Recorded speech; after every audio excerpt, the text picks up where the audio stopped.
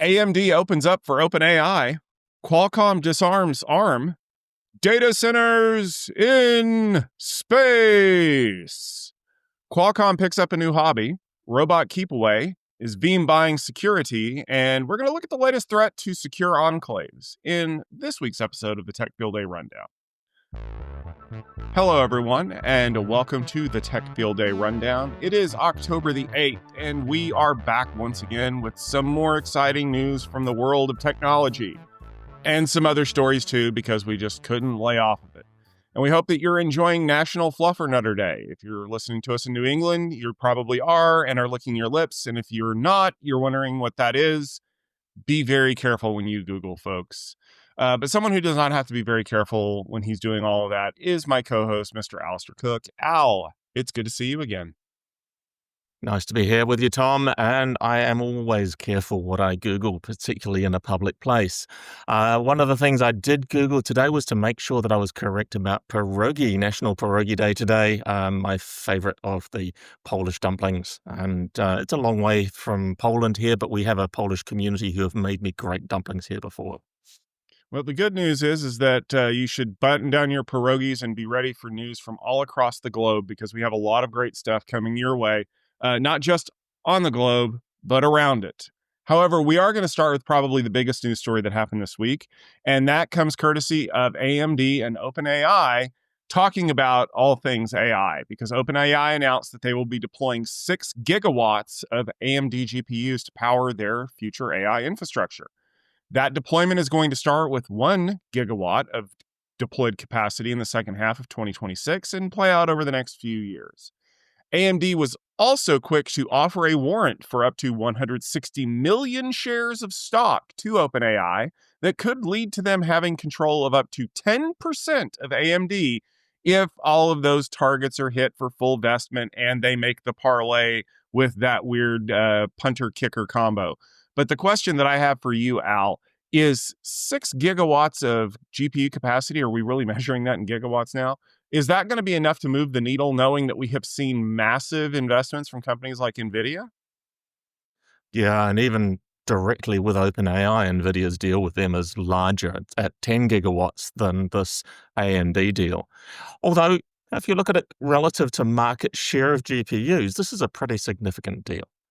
I don't think we would expect AMD to have 60% of the market share that NVIDIA has in GPUs. And so that comparison is an interesting one to see this new growth. I think there's a much wider context here about all of these announcements, and it does feel like we cover this every single episode of the rundown. Somebody is announcing building vast amounts of data center or vast amounts of power generation or acquiring vast amounts of something. It just, I don't know, I'm not sure that it's news anymore, only these numbers are huge. I do wonder whether there's some overlap of the numbers that we're seeing announced, that announcing $10 million of this overlaps with $5 billion of this and $10 trillion. Well, we're getting to, was trillions of dollars worth of spent? Yeah, trillions of dollars worth of AI spent. There must be a bunch of overlapping in here, and there's possibly some interesting accounting just to make sure there's new announcements. We see this as part of the CoreWeave commitment with OpenAI that we saw. I think we covered that last week or the week before on the rundown. That's a $22 billion worth of commitment. This sits within the wider context of the big Stargate project to bring hundreds of gigawatts of data center power for AI over time. All of these numbers are outstandingly vast, and I really do want to see vast returns on those investments, because there is a huge economic and even environmental impact to all of these build-outs. We'd better see some benefit to humanity from these build-outs. The other perspective is that these big numbers typically are spread over multiple years. These are not things that are happening this year. As Tom said, the first turn-on for this one is a mere 1 gigawatt worth of GPUs that'll happen sometime in the second half of next year. For context, there's a ridiculously large amount of power being used by these GPUs in these racks. And so we are seeing 200 kilowatt racks as being the sort of power density And so by the time you've got a 200 kilowatt rack, 1 gigawatt is 5 racks. That's is that megawatts? No, it's 5,000. Sorry, that was I missed the megawatts in between. 5 racks is a megawatt, so to get to a gigawatt, it's 5,000 racks. Yeah, okay, that's a pretty big environment. It's multiple data center rooms. Conclusion on this: there's a lot of money being spent on AI. It continues to be being spent on AI. People who are betting on this believe we're still very early in generative AI and that the technology path we're following will continue to require vast numbers of GPUs, vast amounts of compute. Personally, I hope we see some innovation that reduces that demand over time. We've covered the ins and outs of the legal case between ARM and Qualcomm for a while. This has been a pretty slow-moving case of law, driven by Qualcomm buying Nuvia, and rather than continuing with their own licensing for the ARM CPUs, they took over the Nuvia licensing. A move that ARM says is actually invalid, and that ARM wants Qualcomm to renegotiate their original deal. Judge in Delaware has said Qualcomm did not breach the terms and that therefore the license through Nuvia was valid and owned now by Qualcomm.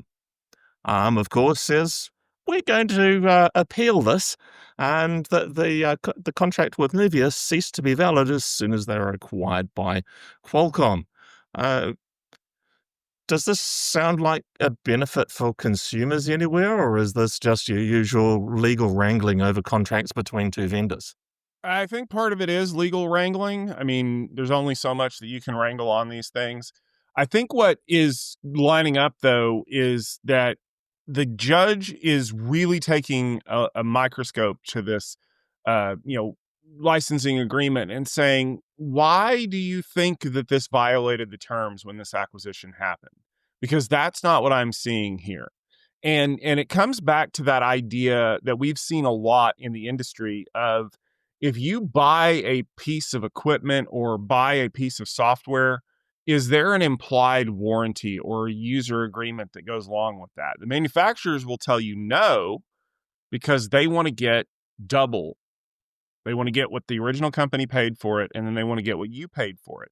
So if you've ever tried to buy like a secondhand device on the internet or something like that, and then wanted to update it to the latest software and been told, oh, no, you need a new support agreement with us because whatever support agreement they had is no longer valid, you'll kind of know what this means. And of course, if you read the agreements that those devices come with, they're very specific about everything in there, how these are not transferable, how this stuff doesn't work.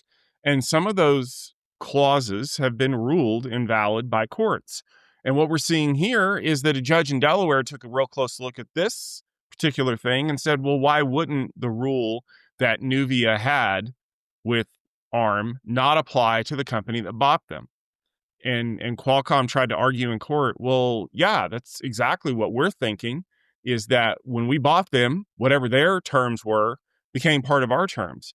And ARM is like, but no, that's a completely different thing, and they're going to have to renegotiate with us. And I'm sure there was going to be an additional dollar amount involved in there, because that's what this really comes down to. This has nothing to do with whether or not Qualcomm is allowed to incorporate Nuvia's data center technology into, admittedly, a lot of things that are going to be sent out to the customers out there. They're the new Qualcomm ARM processors that are going into these Windows AI PCs. That's where a lot of that Nuvia technology landed. The problem is that ARM wants to get paid by Qualcomm for all of that new stuff that they're developing. And if you read between the lines, which is one of the other things that this story is so fascinating about, you'll recall that one of the companies that came out against NVIDIA buying ARM was Qualcomm, because they didn't want this to kind of line up to be like a massive situation where NVIDIA would have basically kind of dictated how Qualcomm's business would have run.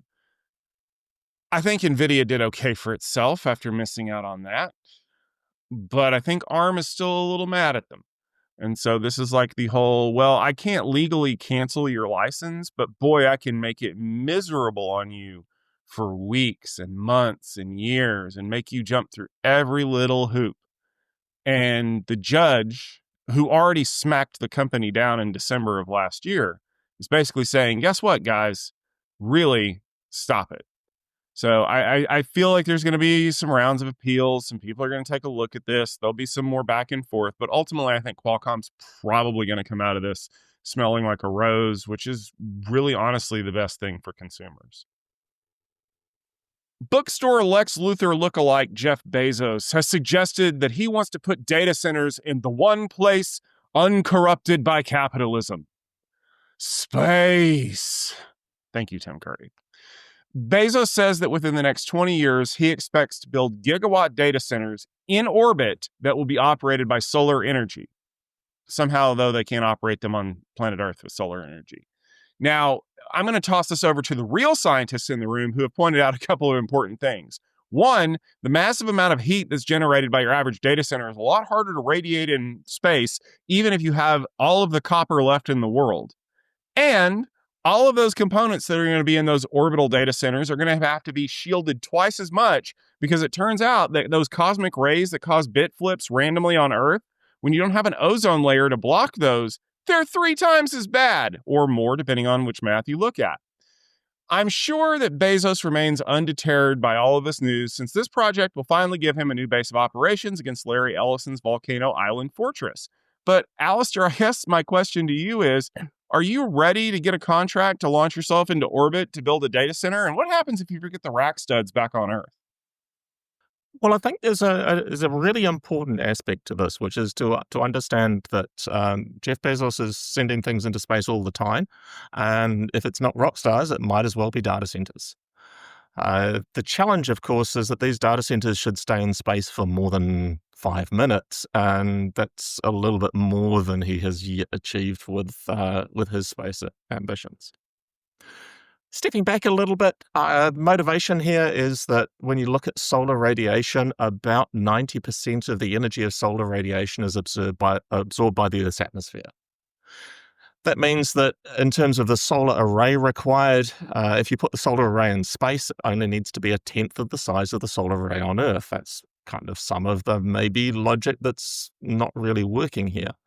Because as you say, Tom, that solar radiation isn't just the good kind, it's also the not so good kind that damages circuitry. Some of the HPE experiments have seen that in relatively short periods of time and space, under 2 years, over half of the SSDs that HPE shipped up into space had problems, and that's really going to be a little bit of a challenge, because by the time you add enough redundancy to cope with that, you're adding more mass. And have you really saved energy if you have to use heavier lift than even the SpaceX Mars heavy lift? If you have to use as yet unseen heavy lift to get these things into space, are you actually using less energy than if you simply left them on the Earth? Yeah, Uncle Jeff, as we like to call Jeff Bezos, is saying that this is at least 10 years away and probably less than 20. Predictions about the future are particularly tough. I don't see changes in the basic physics here of heavy lift versus the energy that you're saving by heavy lifting being beneficial. Maybe there's something around being in low Earth orbit and leveraging technology like Starlink to get this as being the biggest edge compute deployment. But if it happens, I will be absolutely stunned, although, unlike Peter Beck, I will not commit to eating my hat if this heavy lift happens. Peter Beck, of course, is Rocket Lab's my fellow countryman, spaceman. It's time to break out your breadboards. Actually, I've got a big pile of breadboards just over there, as well as some Arduinos, because Arduino is going to be part of Qualcomm, or at least is going to be owned by Qualcomm. They promise that Arduino will still be operated independently. The acquisition, of course, was announced in the home of Arduino, Turin in Italy, along with a new board, the Uno Q. The Uno Q is maybe a competitor to a Raspberry Pi that runs a real Debian, not a fork. Qualcomm says the move is an exciting way to get into the developer community to augment its business-to-business focused chipset development.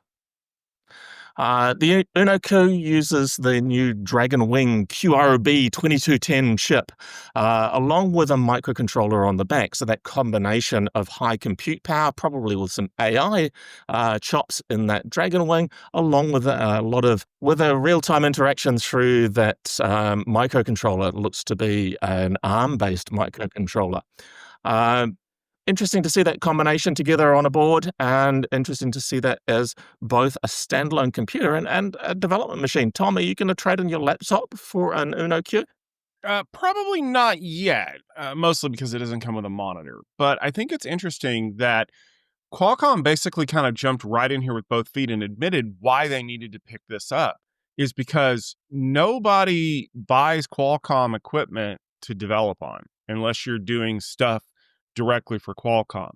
And we've seen this for years, right? Like I still have a pile of Raspberry Pis sitting in the corner doing very random things. Like I think one of them is an emulation machine and there's some other stuff. But it was really cheap to get into developing for ARM microprocessors by doing that, right? What was it? $30-$40 US. And that meant that a lot of people were writing software to run on Raspberry Pis. But as you mentioned, Raspberry OS is not Debian. It's a custom version of Debian because it's optimized to run on Pis.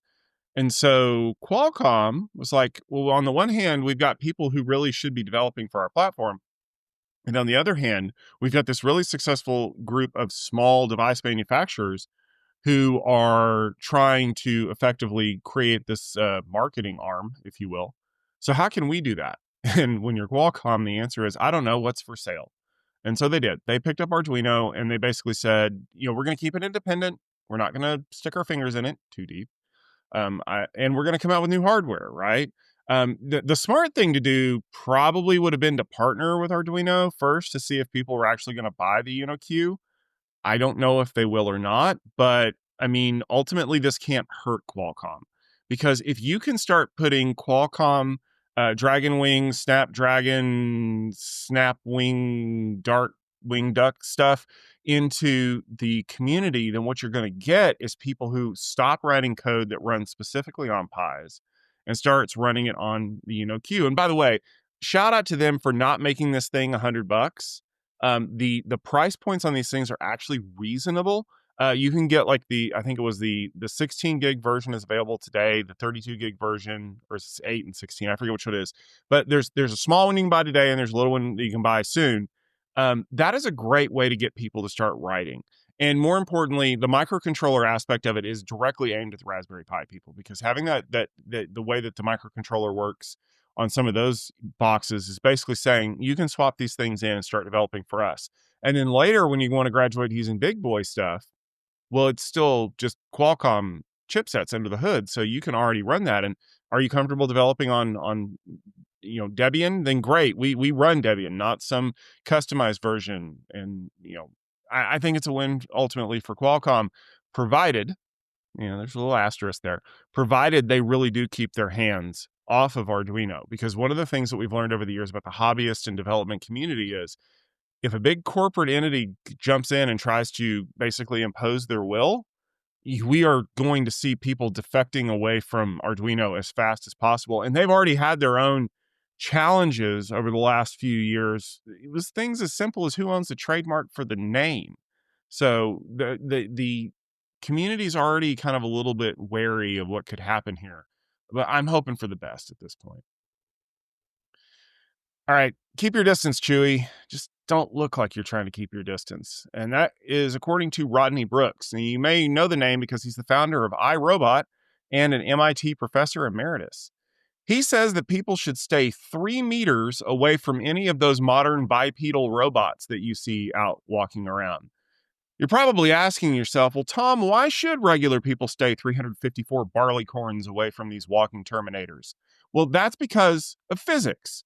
And our friend Mr. Brooks says that modern robots are expending so much energy trying to stay upright and stable that any catastrophic failure of those balance systems are going to force the energy to be expelled somewhere. Remember, folks, physics is a harsh mistress, so that means that energy is probably going to go somewhere into the nearest pedestrian. Brooks goes on to say that current robots cannot develop enough dexterity through vision-only AI systems. They're going to need access to other data, such as touch. Now, I will say, though, that in the article, there was no mention of the minimum safe distance that you need to stay away from your robot vacuum. But Al, do you think that it's probably a good idea to stay away from anything looking for Sarah Connor on the street? Well, depends what your name is. If your name is Sarah Connor, then definitely stay away from whichever kind of walking full-size humanoid things are out there, particularly battery-powered mechanical things that maybe can't feel. Both can't feel physically, but also can't feel emotionally. There's some interesting challenges in here, some thoughts around this. One of the elements is that we kind of like our robots to be actually androids, things that look like humans, have human form, yet there are more efficient ways to move around. I was reading about putting robots into hospitals. Well, hospitals are designed to have things that roll, so there's no need for your service robot in a hospital to have legs. And therefore, you can get a lot more stability because there never needs to be the ability to manage a single point of contact with the ground. And I think this is kind of where Rodney Brooks' argument comes in from and why he's not afraid of his robot vacuum, because it's not standing 6 foot tall on legs with maybe 200 pounds, maybe 400 pounds of total mass. I haven't looked at what these things weigh now, but I imagine they weigh a little more than I do. His concern is that when things go wrong, they go wrong in a catastrophic way, and that kind of was borne out by his early experience of being a little too close to a humanoid robot when it did experience a failure and went down. He's still alive, so it wasn't too catastrophic, but I'm not sure I'd want to take those risks too. For context, this is 3 meters, that's 10 of your imperial feet, or just over 3 yards, or as you say, what was it, 480 barleycorns? Stay far enough away that when it falls down, the bits of fragment that go flying outwards don't hit you, or if its arm goes up in the air as it's going down, don't get slapped by it, was the suggestion. And really, you come back to, why do these things need to have 2 legs? Why can they not move in a different form? And why do the 2 legs need to be placed in the same way that humans are? These robots would probably be more stable if they had 3 legs. But just how far across the uncanny valley would we be if these things with human voices and arms walked around on 3 legs, or even possibly 4, so that there was always 3 in contact with the ground for stability? All of these things would make these robots easier to design, easier to operate, and consume less power, but they don't look quite as human. I'm not sure if I need them to look human.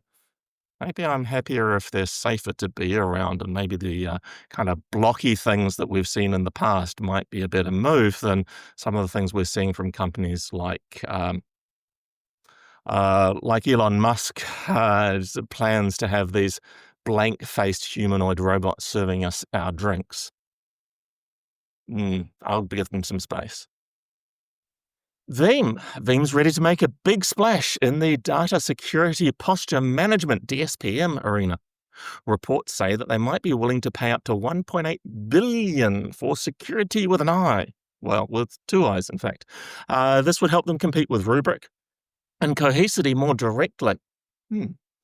Backup companies getting into security, data protection. DSPM is a big driver for security teams right now, particularly looking to manage the security of data that's being used by AI applications. Veeam, of course, having moved into private equity, has been making a bunch of acquisitions, particularly picking up the ransomware negotiations group Coveware, not CoreWeave. Ransomware negotiation group Coveware. I've got that wrong yet again. I'm tripping over all sorts of things. This could be another in a recent spate of acquisitions from Veeam, with the most recently picked up ransomware negotiation group Coveware. Tom, is this shifting Veeam from, well, my kind of data center infrastructure world into your security world? Is this significant for Veeam? It is, and we heard from Veeam at Security Field Day 13 earlier this year. Rick Vanover and Emily did a great job of kind of presenting about Coveware. But if you look at where companies are now, it's not about those things. It's about creating a holistic view of security and in what you said, data protection. And one of the pieces that Cohesity has had for a while that Rubrik is working on, that Veeam is in need of development, is data security posture management. And essentially what that is going through your organization and finding out where all your data is and figuring out how to classify it so you can assign risk levels to it. But there's a lot of other benefits. And one of those is that if you properly classify data, and I'm not talking about like government classification where it's like, secret, top secret, and I could tell you, but I'd have to kill you. This is about, how sensitive is this? What is a risk factor associated with it? That's super valuable for AI, right? Because when you look at the way that we're using AI to do these kinds of things right now, there might be some stuff that you really don't want to have included in your algorithms. And being able to classify that and provide a posture to it and say, okay, anything that's classified as, label X, never included in the algorithm, is going to be super valuable. And companies are going to be looking for, I'm sorry, customers are going to be looking for companies that touch that data. Are you going to go download a tool that does that? Or are you going to rely on the company that already does look at all of your data, which would be your disaster recovery data protection company? I know which one I would rather give permissions to do that. And so this is Veeam basically looking through the whole market and saying, this is an area that has a lot of synergy with what we're doing, which means we need to be in it. And in order for us to do that, we need to acquire a company that's already kind of a leader in that space. And this goes back to the comment that you made that, about 5 years ago, Veeam got bought out by private equity. And I don't think I'm preaching to the choir here when I say that the way that private equity solves problems is with a checkbook. They're not going to look to develop this technology in-house. Or if they did, eventually they'll hit a point where the return isn't worth what they're spending on it. So the next thing they're going to do is they're going to go out and buy somebody. Now, again, this is not a done deal. This isn't even an announced deal. This is a rumor that this could potentially happen. But one of the things that I love about these kinds of rumors is that sometimes they are trial balloons. Because if the entire industry starts nodding their head and looking around and going, yeah, that would be a good pickup for a company like Veeam. That's basically Veeam getting market validation and in some ways causing valuations to rise. I'd say stock price to go up, but we know that's not the case. But if the industry as a whole says this is a good move, I think that's something that they're going to want to go with. It's now time for a closer look. Security researchers have figured out how to break enclaves. Sort of, in theory, in papers published by 2 independent groups, using the latest exploits. Now, security enclaves is a way of keeping secret data secret inside your application, secret even from the underlying platform, and encrypting data at rest. Both of these attacks, called Battering RAM and Wiretap, work by installing an interposer between the RAM and the actual system and capturing the data and replaying it later on. You need a specific hardware device. You need a specific application, usually a virtual machine, to do that replay at the particular location. Tom, does this mean that trusted enclaves, where we put our most secure of secure data, aren't secure anymore? It depends on how you look at it. So here's the thing. Like, this was a big story, right? Oh man, secure enclaves can totally be hacked. And then you dig into it and you realize you had a long way to go from the TPM chip in my iPhone being safe enough for me to unlock it with my face to like levels of like, SHA-1 or MD5 hashes being broken. So first of all, you have to understand that both of the secure enclave compute mechanisms, Intel calls theirs SGX, and AMD has one they call SEV-SNP, SNP, not SNMP. That's a different thing. They both use something called deterministic encryption to store data in RAM. What does that mean? That means that if I encrypt data on one side and transport it to the other side, the ciphertext is always the same, right? So like, think of something as simple as a ROT13 cipher. Whenever I encrypt it over here, whatever shows up over here with the same key is going to look the same. But you're going to say to yourself, this is exactly how data is supposed to work, right? When you encrypt it, if you jumble it in encryption in the transport, it's not going to come out looking the same. The reason why they did this is for performance reasons. And the researcher who did some of the initial work, I believe it was on Battering RAM, said this. He said that originally Intel allowed SGX to run on consumer processors and enterprise processors. And then about 4 or 5 years ago, they said, we're not going to let it run on consumer processors anymore because they were RAM limited to around 256 gigs of RAM. Whereas on an enterprise, Xeon thing, we can throw RAM at it until it falls to the core of the earth. But the catch is that in order to scale performance to that level, they had to use deterministic encryption. You can use non-deterministic encryption, but it does incur a performance penalty. And now being able to use non-deterministic encryption would invalidate this attack completely, because you can't replay non-deterministic encryption because the ciphertext is different every time you use it.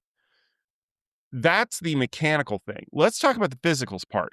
So in order for this to work, you have to have physical access to the hardware device. And you have to install something in the system called an interposer that literally sits between the RAM and the CPU, and it intercepts all of the processing that is sent to RAM. Then you have to watch a specific memory address for ciphertext, and then you can decrypt and replay. Problem: you have to have physical access to the device, right? And I will recall one of my favorite Microsoft quotes of all time, where if you pop a Windows XP, or if you pop a Windows 2000 server CD into a Windows 2003 server and boot it, you get unfettered administrator access to the recovery console. And Microsoft's response when this bug was filed was, if you don't have physical access to the box, you don't own the box. They do. So I could see possibly that a supply chain attack could cause an interposer to get put in there. But that's an awful risk, folks. Like, you've got to be targeted in order for this to happen. So you need to have an interposer. It relies on the fact that SGX is doing this for performance issues, and really all they need to do is turn on non-deterministic encryption, and this whole thing goes away. And Battering RAM works on AMD and Intel. Wiretap only works on Intel. It is very specific to using Intel SGX. I don't want to say there's nothing going on here, because obviously this is like Spectre and Meltdown, right? At first we're like, oh yeah, pipeline branch execution prediction, that's a problem. And it ended up being something that caused a lot of problems. But the last I checked, I didn't recall anybody using Meltdown to steal my credit card data. I mean, Al, do you think that having physical access to the box is a bigger problem than putting an interposer in there to possibly intercept ciphertext in an encrypted enclave? Well, if these encrypted enclaves were on people's laptops, I would absolutely be concerned. Laptops and desktops, I'd be concerned about this, because physical access is much easier to achieve with a relatively portable device. Physical access into a cloud provider's data center or an enterprise data center that should have good physical security, because without physical security, you have no security, that's less of a concern for me. In terms of the viability of a supply chain attack to put an interposer into every single motherboard, because this would happen either at the motherboard level or potentially inside the actual DIMM that is being installed in these servers, yeah, that's not a credible thing. But if there's enough to be gained, a nation-state actor might achieve this. We'd never hear if they did, because anybody who knew about it and leaked the information would be unalived. So in terms of the likelihood of this occurring, my credit card details being stolen this way, I don't see that as particularly likely. The kind of crown jewels that would be attacked this way would be designs for nuclear deterrent submarines, or those kinds of central banking records that are stored on these secure enclaves. But these secure enclaves are just another layer of the security onion. They do not stand alone. They start with physical security, start with single tenancy, because part of the replay is that you need to be replaying at the same memory address in order to be able to decrypt that data. So there's a collection of circumstances that good security practices will allow you to mitigate any risk that is here. And that's always the reality of a security situation, is that you look at what the risks are, you mitigate the credible risks and the cost-effective risks to mitigate that are less credible. This is probably a risk that is fairly well protected by the majority of organizations that are using trusted enclaves. This isn't to say people that are bad at IT are not using trusted enclaves. It's just that, well, if you're bad at IT in general, you can be bad at IT with a trusted enclave and pay a lot more for it. Uh, yeah, that's the reality of the world we live in, is that any large, valuable target is going to be attacked in multiple ways, and this is just another potential way. We are a little way away from it being a real danger to causing real problems in organizations right now. Yeah, I couldn't have said it better myself. Your bank account information is not very important, but 100 people's bank account information is pretty critical. Or the encrypted wire transfer data that you could then substitute your own account information in there. That's valuable. So I'm going to wait with cautious bated breath to see exactly how this plays out. But for now, it's a neat proof of concept, and apparently you can build a wiretap uh, system for less than $50. So who knows? But I can tell you something that's way less than $50. It's free. And that's the upcoming field day events that we have going on. I have one going on tomorrow, starting at 7 a.m. Pacific. We're going to be hearing from our friends over at Microsoft. We're going to be talking about Microsoft security and specifically Microsoft Sentinel. You probably saw last week they had some big news come out around Microsoft Sentinel, how it's evolving, some of the cool stuff they're adding into it, like MCP server and a data lake. Well, if those are things that are interesting to you, make sure you tune in. Like I said, Thursday, October the 9th, that's tomorrow. And we're going to have some great conversations with some of their executives like Scott Woodgate. We're also going to be getting some demos, and we're even going to hold a roundtable. So that should be real exciting. And then next week, we're going to be out in Vegas, or at least Foskett is, because he's going to be at NetApp Insight, which I believe is one of 3 or 4 shows that are going on in Vegas at the same time. It's like they're trying to pack them in before Thanksgiving or some big thing that's happening in Vegas after Thanksgiving. Whatever it is, make sure you tune in on October the 15th because Stephen is going to have some great presentations. It's going to be a really exciting time. I'm sure he will have a joke or two about Vegas. You never know. But after that, Al, you're back with more great stuff, not in Vegas.